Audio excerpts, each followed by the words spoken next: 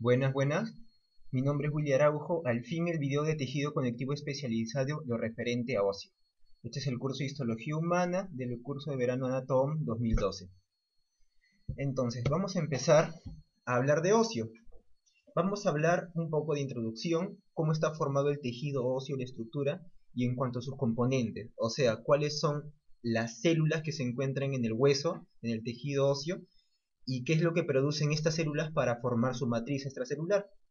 Y finalmente vamos a hablar del mecanismo de resorción ósea por el cual el hueso poco a poco se va degradando. Entonces, como introducción, tenemos en la diapositiva un hueso de cualquier parte del organismo, un hueso largo. Los huesos se caracterizan por su dureza, característica obvia que sabemos del hueso. El hueso puede ser considerado como un tejido dinámico. ¿Por qué se le dice tejido dinámico? Se le dice tejido dinámico porque responde, responde el hueso de acuerdo a lo que se le someta, de acuerdo a la fuerza que se le someta. Por ejemplo, si nosotros sometemos el hueso a una lesión, el hueso va a responder el hueso va a responder como una resorción ósea, o sea, como una degradación. Y si el hueso soporta una fuerza de tensión, entonces el hueso va a responder como una formación del mismo. En cuanto a la protección, el hueso o los huesos se agrupan entre sí para formar diferentes cavidades. Por ejemplo, los huesos del cráneo se agrupan entre sí formando la cavidad encefálica, la cavidad craneana, protege a un órgano noble, en este caso el cerebro.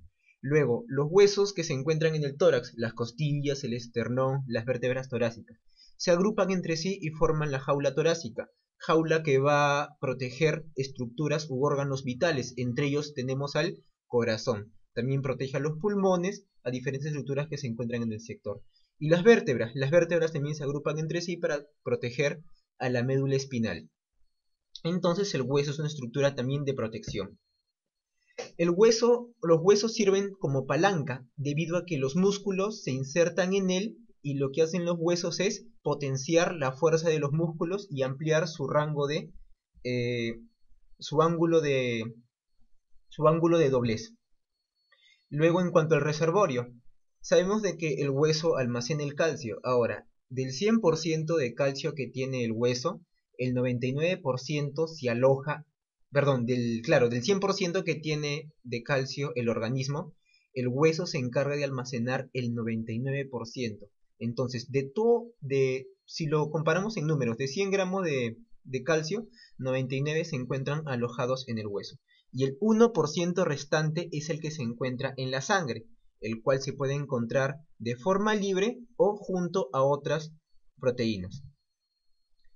Luego sabemos también, conocemos de que el hueso tiene una cavidad central. La cavidad central vendría a ser la cavidad medular, y en esa cavidad medular se caracteriza por almacenar o por contener a la médula ósea, a otro sistema especializado, en este caso el sistema hematopoyético de origen. Esta, este esquema también ya se vieron en las clases pasadas que se les entregó, en donde dividíamos al tejido conectivo en tres estructuras o en tres clases: tejido conectivo embrionario, tejido conectivo propio y tejido conectivo especializado, los cuales vimos en las diferentes clases. Nos encontramos ahora aquí, en el hueso.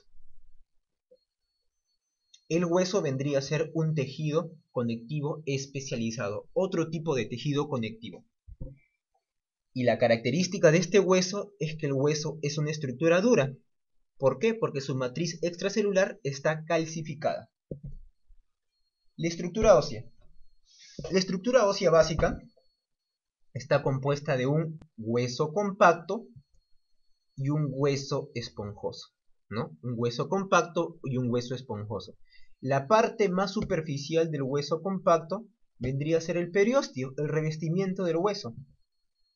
Y el periósteo se caracteriza por tener dos subcapas: una capa externa llamada capa fibrosa externa y una capa interna llamada capa celular interna. Otra vez, el periósteo, que vendría a ser la cubierta del hueso, se caracteriza por tener dos capas: una capa fibrosa externa y una capa celular interna. La capa fibrosa externa se caracteriza por poseer tejido conjuntivo denso, otro tipo de tejido conjuntivo que vimos en clases pasadas. Y en esta capa fibrosa externa transitan vasos y nervios que ingresan al hueso. En la capa celular interna, como dice su nombre, hay células, y las células principales que se encuentran en este sector son dos: las células osteoprogenitoras y los osteoblastos. Las células osteoprogenitoras y los osteoblastos. Ahora, uno se pregunta, ¿hay periósteo en todos los huesos del cuerpo? La respuesta es no. Los huesos sesamoideos se caracterizan por no poseer periósteo. Luego, cuando un músculo se inserta en el hueso, el músculo se puede insertar mediante un tendón o directamente insertando las fibras musculares. Este sector del hueso que recibe al tendón o al fascículo muscular, ese sector del hueso no se encuentra revestido de periósteo. Otro lugar donde no hay periósteo vendría a ser en las articulaciones sinoviales. Un ejemplo que podemos poner. Como sabemos, toda articulación tiene un cartílago articular. Un cartílago articular que tapiza el hueso para que no choque hueso con hueso, porque si no eso traería un gran dolor. Entonces, esta parte donde se encuentra el cartílago articular, la parte del hueso que está por debajo del cartílago articular, ese sector no se encuentra revestido de periósteo. Entonces, vuelvo a repetir, ¿cuáles son los lugares que no tiene periósteo? 1. Donde la parte del hueso donde se inserta el cartílago articular. 2. Los huesos sesamoideos. Y 3. El sector donde los músculos y los tendones se insertan en el hueso. Esos son los 3 lugares donde no van a haber periósteo.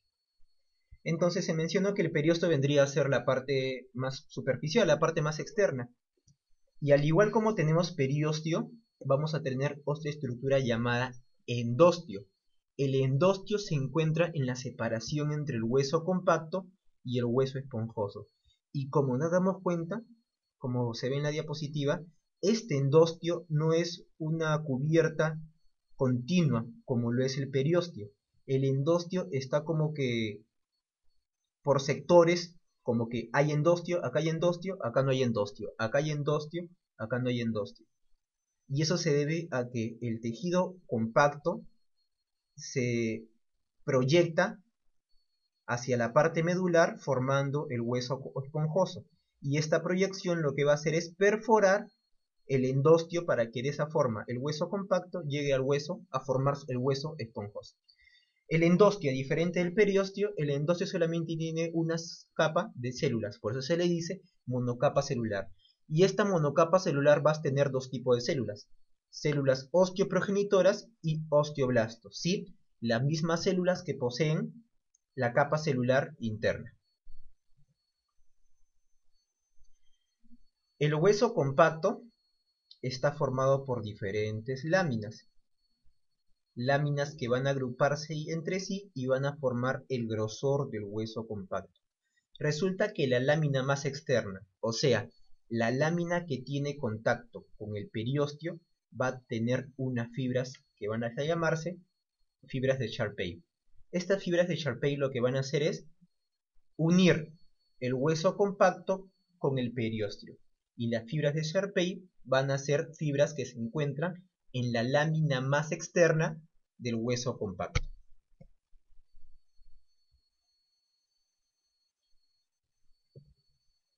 El periósteo que vimos acá vendría a ser el periósteo de un hueso largo.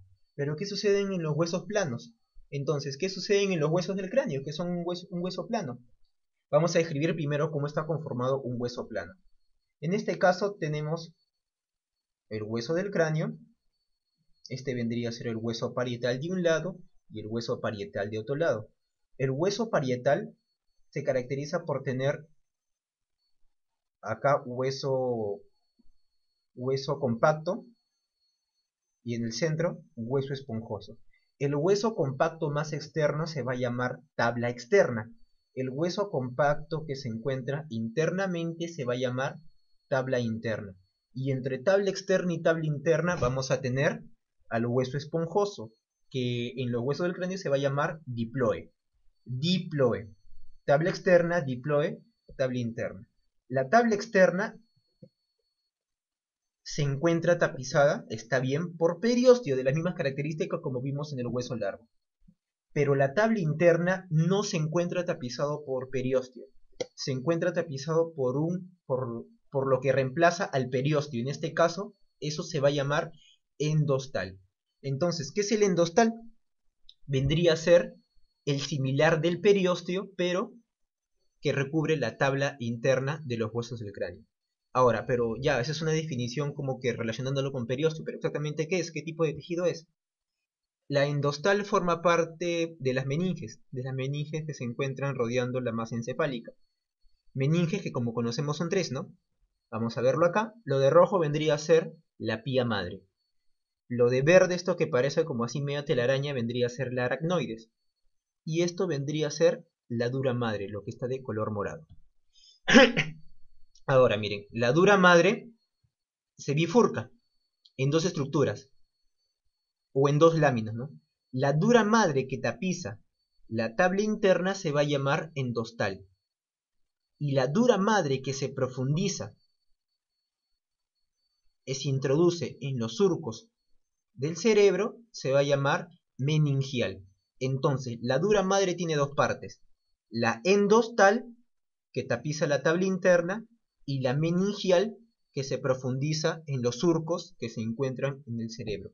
¿Cuál de las dos partes de la dura madre tapiza la tabla interna? La endostal. Y la endostal es similar o entra en similitud con el periósteo, ya que el periósteo vendría a ser el tapiz de la tabla externa y la endostal el tapiz de la tabla interna. Y bueno, en cuanto al crecimiento óseo, el crecimiento en espesor está a cargo del periósteo y la endostal. Y el crecimiento en volumen está a cargo de las membranas suturales, membranas que van a unir hueso con hueso en la ubicación de las suturas craneales. Entonces, ya hablamos del periósteo, ya hablamos del endostio, los tapices del hueso, tanto externo como interno. Ahora vamos a hablar de la estructura en general, de la masa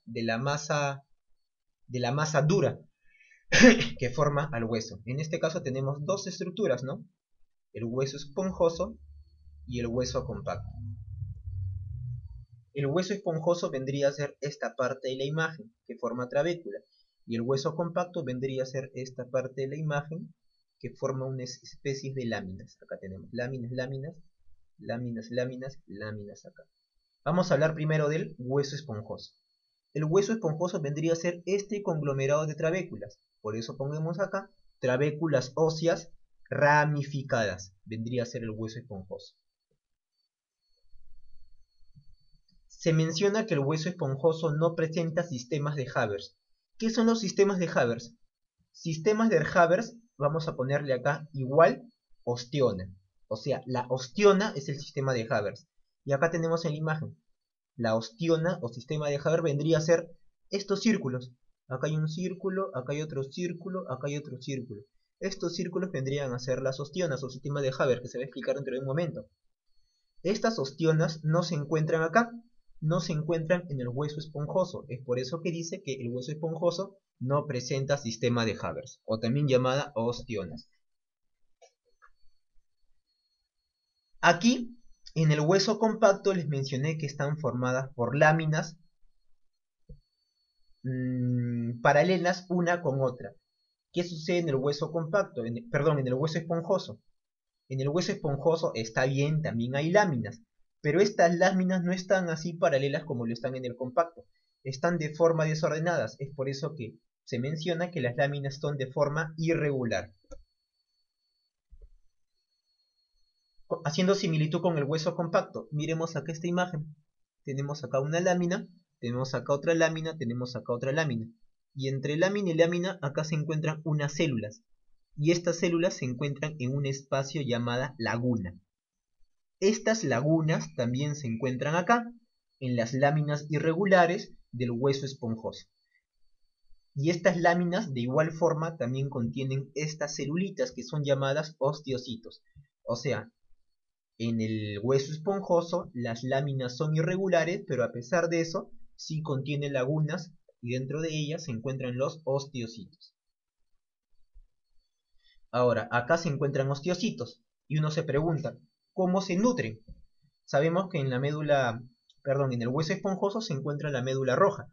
Esta médula roja por difusión va a enviar nutrientes a los osteocitos que se encuentran en las lagunas.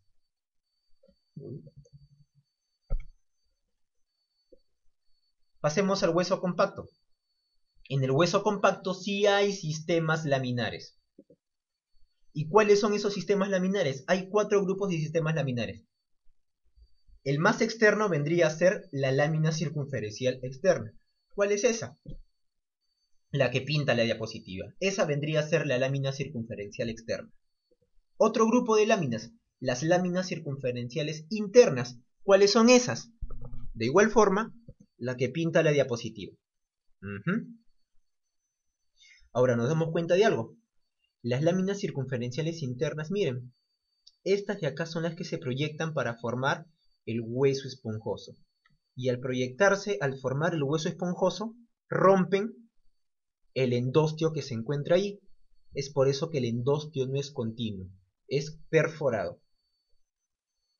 ¿Qué más se encuentra en el hueso compacto? Los que les mencioné hace un rato, el sistema de Haber, o también llamadas ostiones. ¿Cuáles son? Son esas bolas o esos círculos de color celeste.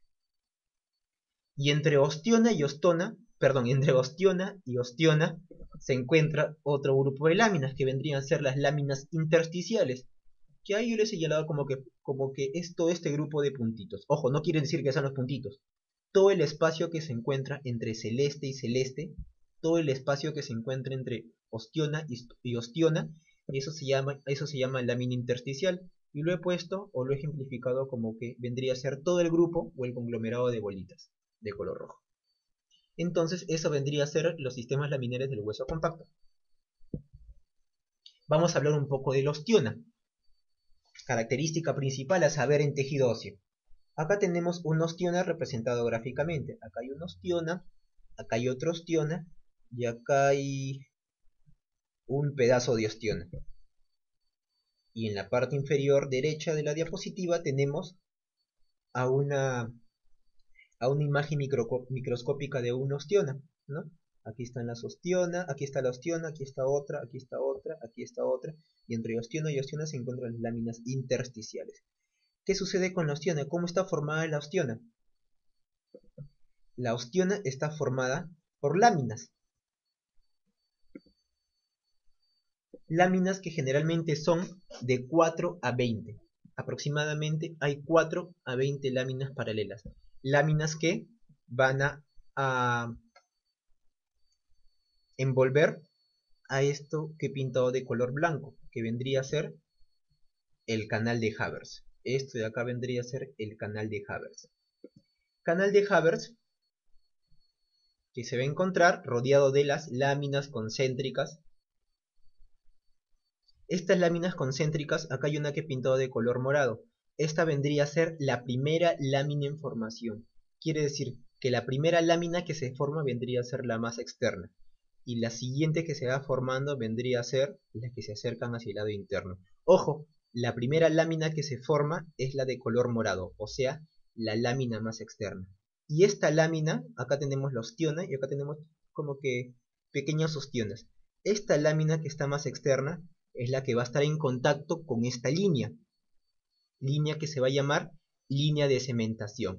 La línea de cementación vendría a ser una línea que separa ostiona de ostiona, y esa línea está en contacto con la lámina externa. El canal de Haber, ¿qué se encuentra ahí?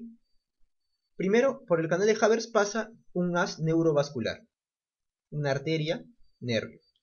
Y en las paredes del canal de Haber se van a encontrar células osteoprogenitoras y también osteoblastos. Ojo con eso. Como también nos damos cuenta que entre las láminas concéntricas también están ocupadas por lagunas en cuyo interior se encuentran los osteocitos. Y las prolongaciones de los osteocitos, acá tenemos, se encuentran formando lo que vamos a llamar como canalículas. Ahora, este canal de Haber tiene la opción de comunicarse con este otro canal de Haber mediante un canal que vamos a llamarlo conducto de Boltzmann. Acá tenemos un canal de Haber, acá tenemos otro canal de Haber, y la comunicación de canal de Haber con otro canal de Haber vendría a ser el conducto de Boltzmann. Este de acá hay otro conducto de Boltzmann. Esa vendría a ser la comunicación entre canal de Haber y canal de Haber. Terminamos con estructura ósea. Tejido compacto y tejido esponjoso. Vayamos ahora a ver cuáles son las células y las fibras que se encuentran en ese tejido. Entonces, como se vio en tejido conjuntivo, está formado por dos cosas, ¿no? Las células, los componentes vendrían a ser las células y la matriz extracelular. Acá vendría a ser las células del hueso, porque estamos en el hueso, que son de dos tipos, fijas y libres. Bueno, no hay libres, vamos a ver más adelante. Y la matriz extracelular, que son de dos tipos, ¿no? La sustancia, o que está formado por dos estructuras, la sustancia fundamental y las fibras. Hablemos un poquito de la matriz extracelular. La principal fibra de la matriz extracelular, ojo con esto que es pregunta de examen, vendría a ser el colágeno de tipo 1. La principal fibra de la matriz extracelular del tejido óseo vendría a ser el colágeno tipo 1. Y en la sustancia fundamental encuentro proteoglucanos y glucoproteínas. Los proteoglucanos se caracterizan por tener ramificaciones de sulfato de condroitina y sulfato de queratán. Las glucoproteínas son varias: osteonectina, osteopontina, osteocalcina y cialoproteína ósea. A nivel de las células del hueso, ¿cuáles son las células fijas del hueso? Las osteoprogenitoras, osteocitos, osteoblastos y osteoclastos. Células que más o menos ya se dijo cuál es la ubicación de cada una. Y acá hago desaparecer a las células libres, porque el tejido óseo no posee células libres, todos son células fijas, que se encuentran envueltas, o sea que se encuentran en la matriz extracelular del tejido óseo. Esa es una forma de agrupar a los componentes del tejido óseo. Otra forma de agruparlo, vamos a ver o hablar solamente de la matriz ósea. Vamos a hablar solamente de esto. Una forma de clasificarlo fue mediante sustancia fundamental y las fibras, tal como se dio en las primeras clases de tejido conectivo. Pero una clasificación que también menciona el Gardner vendría a ser que la matriz ósea está formado por un componente inorgánico y por un componente orgánico. Los componentes inorgánicos, los iones, los cationes. Resulta que este componente inorgánico va a formar el 65% del peso óseo. Ojo con eso. El componente inorgánico forma el 65% de todo el peso del hueso. ¿Y cuáles son esos iones que se encuentran allí? El calcio, fósforo, bicarbonato, citrato, magnesio, sodio y potasio, de los cuales los más importantes y los que más nos interesan es el calcio y el fósforo. Ojo con esto, el calcio y el fósforo se encuentran agrupado, o lo podemos encontrar mediante dos modalidades, mediante la modalidad cristales de hidroxiapatita y mediante la modalidad fosfato de calcio. O sea, si yo voy a buscar calcio y fósforo en el hueso, yo no lo voy a encontrar como tal, yo lo voy a encontrar como cristales de hidroxiapatita y como fosfato de calcio. Están agrupados ahí el calcio y el fósforo, formando esas estructuras. ¿Cuál de las dos voy a encontrar más frecuentemente? Un mayor porcentaje, lo que está más grande, cristales de hidroxiapatita. Resulta que los cristales de hidroxiapatita, que es la fusión de calcio y fósforo, se encuentran juntos con colágeno. ¿Colágeno de qué tipo? El principal, colágeno tipo 1. Colágeno tipo 1 más cristales de hidroxiapatita, este conjunto se va a encargar de darle la dureza al hueso. Entonces, pregunta que hacen en los exámenes: ¿de quién depende la dureza en el hueso? ¿El conjunto de qué estructuras se encarga de dar la dureza al hueso? 1. Cristales de hidroxiapatita. 2. Colágeno tipo 1. La unión de ellos le da la dureza al hueso. Pasamos al componente orgánico. Si el componente inorgánico le daba el 65% del peso, el componente orgánico le va a dar la diferencia, ¿no? El 35% del peso restante. Dentro del componente orgánico vamos a dividirlo en el principal, colágeno, colágeno tipo 1, proteoglucanos y glucoproteínas. Entonces el componente orgánico está formado por colágeno tipo 1, proteoglucanos y las glico o glucoproteínas. El colágeno tipo 1, de todos los colágenos que hay, vendría a formar el 80 del 80 o vendría a ser el responsable del 80 al 90% del componente orgánico. Entonces, si les preguntan, ¿quién conforma el mayor porcentaje el componente orgánico? Lo conforma el colágeno tipo 1 en el 80 y 90%. Tenemos a los proteoglucanos. ¿Qué son los proteoglucanos? Vendría a ser la unión de proteínas más glucosaminoglucanos sulfatados. Y esos glucosaminoglucanos, ¿quiénes los sulfatan? Están sulfatados por el sulfato de queratán o por restos de queratán y restos de condritina. O sea, ¿cuáles son esos glucosaminos sulfatados? Sulfato de queratán y sulfato de condritina. Sulfato de queratán y sulfato de condritina se juntan con las proteínas y estos van a formar los proteoglucanos. Resulta que estos proteoglucanos se van a unir con otras estructuras. Proteoglucanos más el ácido hialurónico va a formar los compuestos llamados compuestos agrecan.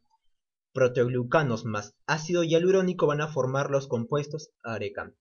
Y finalmente el otro componente orgánico que vendría a ser las glucoproteínas. ¿Cuáles son esas glucoproteínas? Estas cuatro: osteocalcina, osteopontina, osteonectina y cialoproteína ósea.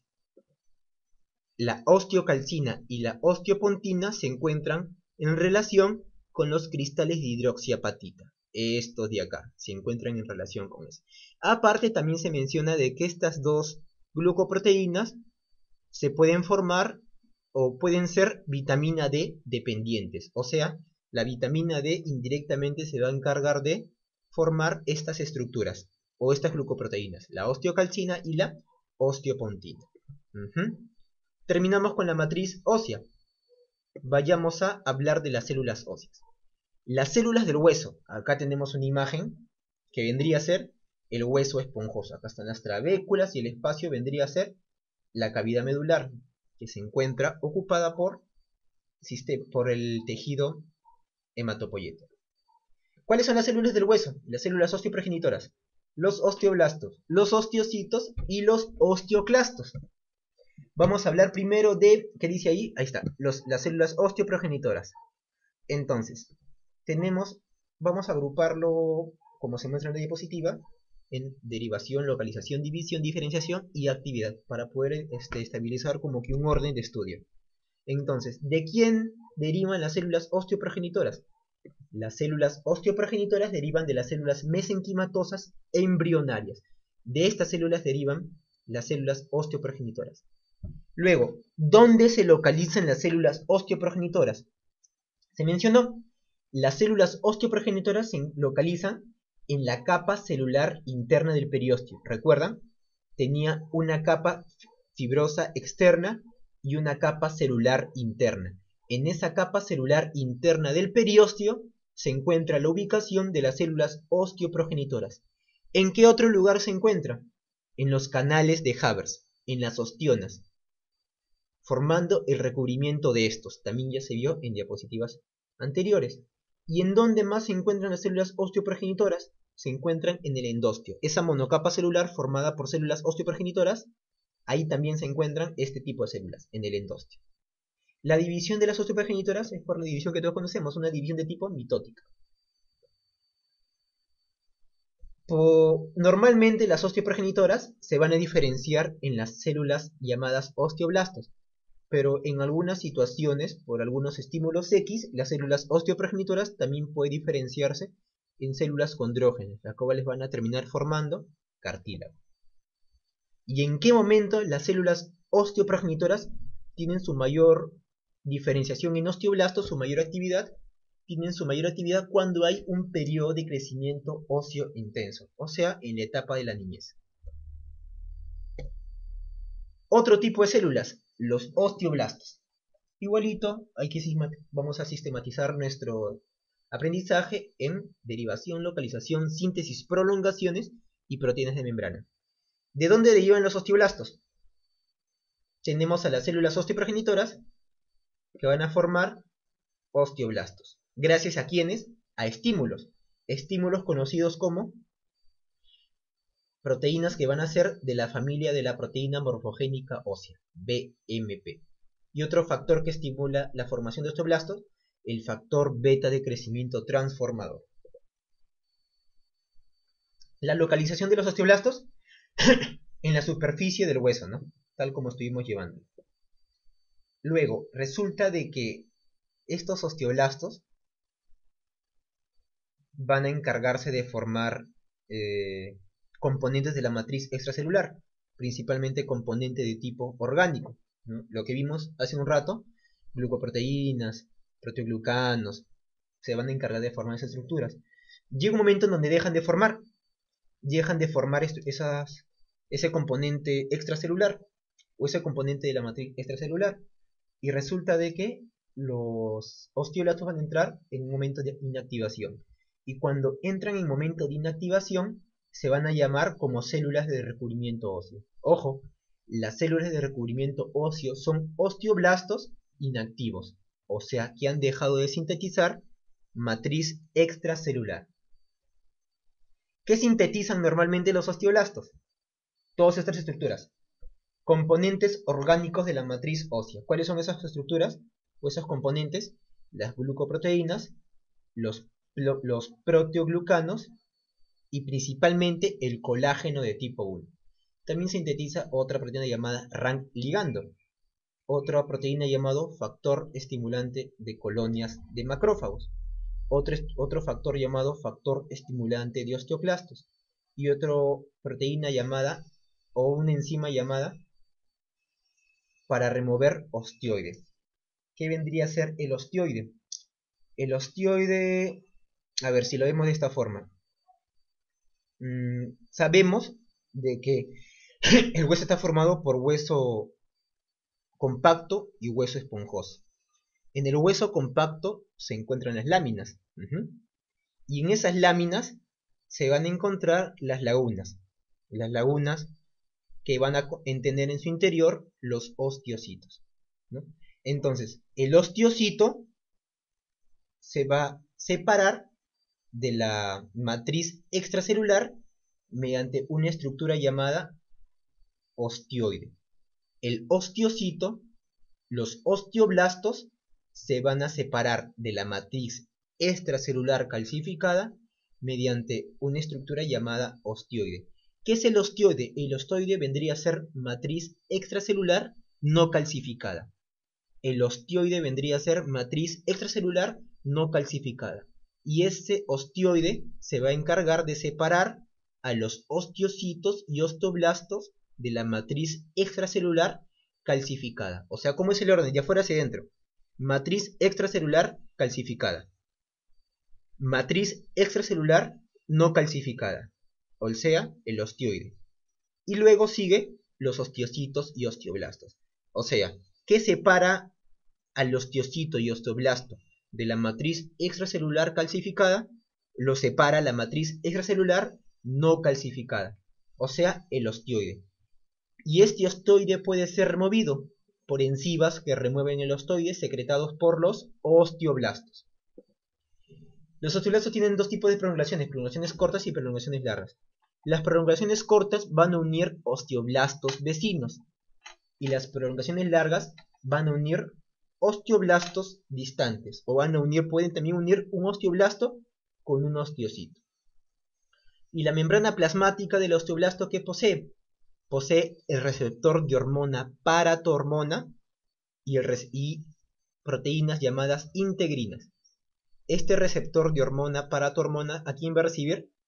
Va a recibir a la hormona paratormona, la cual es secretada ¿por quién lo secreta? Tiroides, por las glándulas paratiroides, ubicadas en la visión posterior de la tiroides, a nivel del borde posteromedial. En ese sector se encuentran las paratiroides.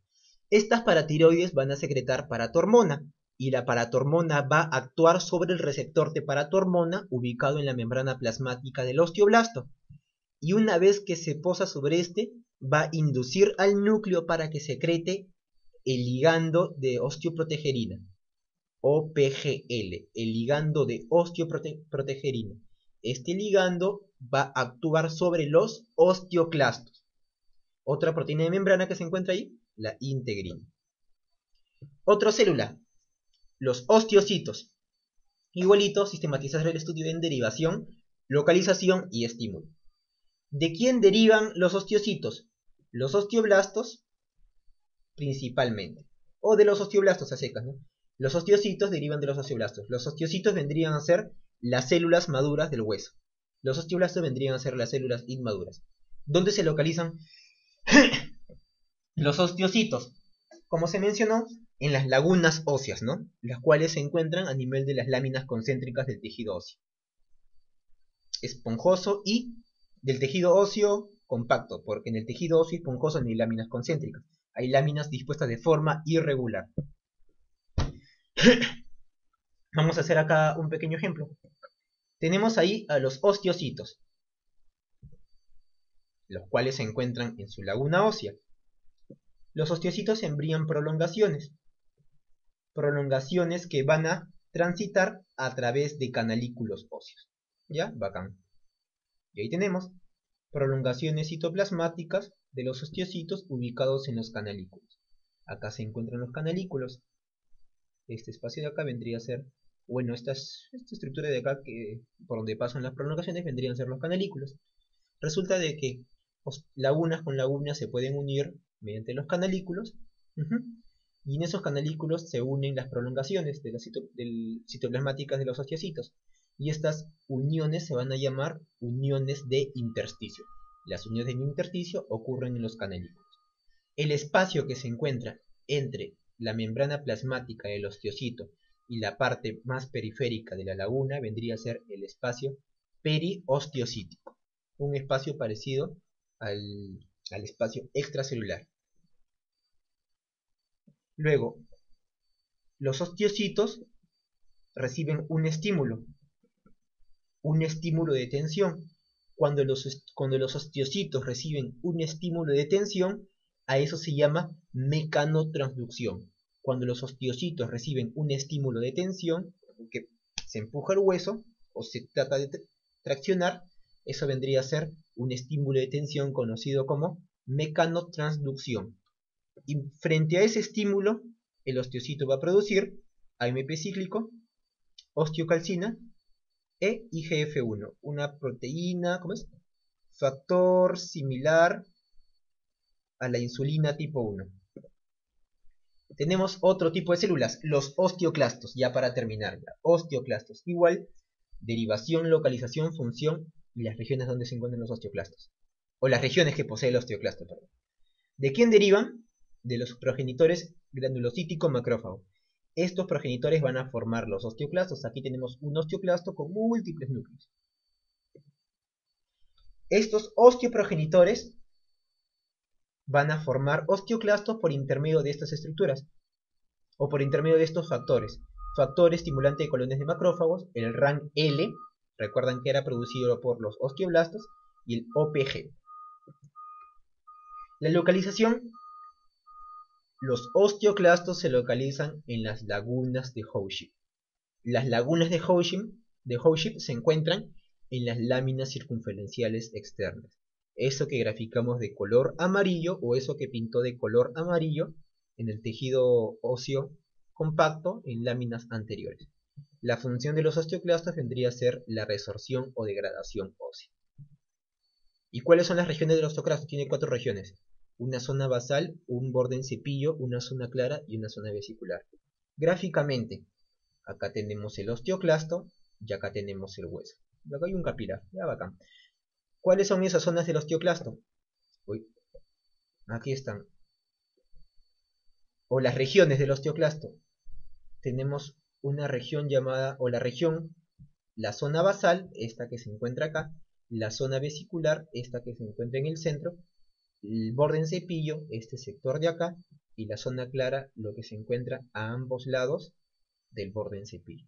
Una pequeña o un pequeño anote en cuanto a cada uno de las regiones. La zona basal vendría a ser el polo opuesto al borde en cepillo, o sea, este sector de acá vendría a ser la zona basal. La zona basal se caracteriza por tener una gran cantidad de organelas, entre las cuales encontramos al aparato de Golgi en la zona basala, al aparato de Golgi y al núcleo con sus nucleolos. A los núcleos, múltiples núcleos con su nucleolo. Ese vendría a ser el componente de la zona basal, las organelas. Ahora ven acá, ¿qué pasa con el retículo endoplasmático rugoso? ¿Qué pasa con las mitocondrias? Resulta de que el Gardner menciona que estas dos organelas se encuentran en toda la estructura del osteoclasto. Entonces, si les preguntan cuáles son las organelas que se encuentran en la zona basal, el aparato de Golgi, el núcleo con su nucleolo. Esas son las principales. Luego tenemos a la zona vesicular, o antes de eso, vamos a hablar un poco de la zona clara. La zona clara, la zona clara vendría a ser este sector de acá y este sector de acá. La zona clara se caracteriza porque carece de organelas y en la zona clara se encuentran filamentos de actina. Este sector de acá de color verde vendría a ser el borde en cepillo. El borde en cepillo se caracteriza porque el borde en cepillo es aquel que va a intervenir en la resorción del hueso. Y recuerda que cuando hablo de resorción del hueso estoy hablando de la degradación del mismo. Resorción del hueso o degradación del mismo. Entonces, el borde en cepillo tiene una estructura especial, tiene una membrana especial que se va a encargar, como ya mencioné, de hacer la resorción del hueso mediante el mecanismo de resorción que voy a hablar en la siguiente diapositiva. ¿Qué más puedo hablar de la zona de resorción? O terminando,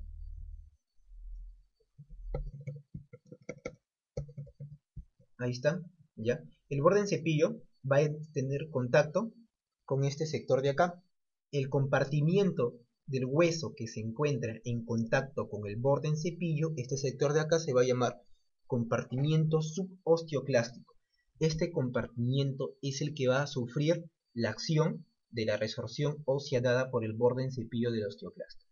Y el sector ubicado entre el borde del cepillo y la zona basal vendría a ser la zona vesicular, zona donde se encuentran múltiples vesículas que secreta, que puede botar el retículo endoplasmático rugoso, el aparato de Golgi, etc.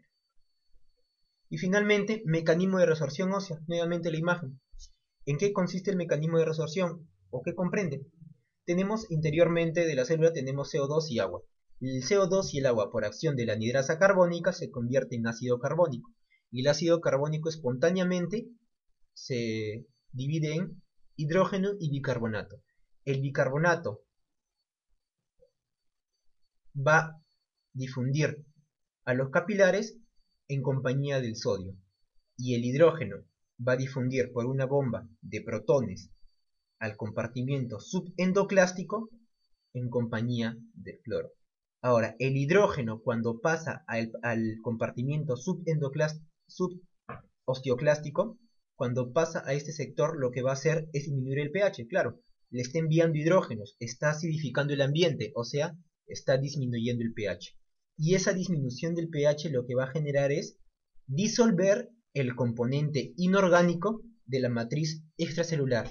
Recordemos, matriz extracelular tiene un componente orgánico y un componente inorgánico. ¿Quién se encarga de disolver el componente inorgánico? El hidrógeno que llega al compartimiento subosteoclástico. Por otro lado, el osteoclasto secreta hidrolasas lisosómicas y metaloproteinasas. Igual lo secreta acá, al compartimiento subosteoclástico. Y al secretar este tipo de proteínas, lo que va a hacer es degradar el componente orgánico. Ojo, degradación del componente orgánico de la matriz extracelular. Degradación del componente inorgánico de la matriz extracelular. ¿De quién depende la degradación del componente inorgánico? Del hidrógeno. ¿De quién depende la disolución del componente orgánico? De las hidrolasas lisosómicas y de las metaloproteinasas. Entonces, de esa forma, lo que yo voy a hacer es degradar el hueso, resorción ósea, botar el calcio del hueso al, al plasma sanguíneo y aumentar mi concentración de calcio en el plasma. Eso sería todo en cuanto a tejido óseo. Disculpen por haberles enviado un poco tarde las diapositivas, pero todavía es temprano para lo que se viene el parcial. Suerte chicos, cualquier cosa que me quieran consultar, ahí tienen el correo o también el Facebook, por ahí me pueden hacer las consultas. Suerte chicos.